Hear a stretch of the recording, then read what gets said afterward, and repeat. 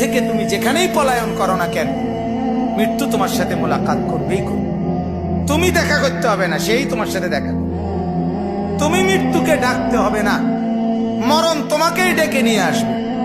মরণ নিজেই তোমার সাথে দেখা করবে, সেই তোমাকে কবরে আনবে, তুমি আসতে হবে না।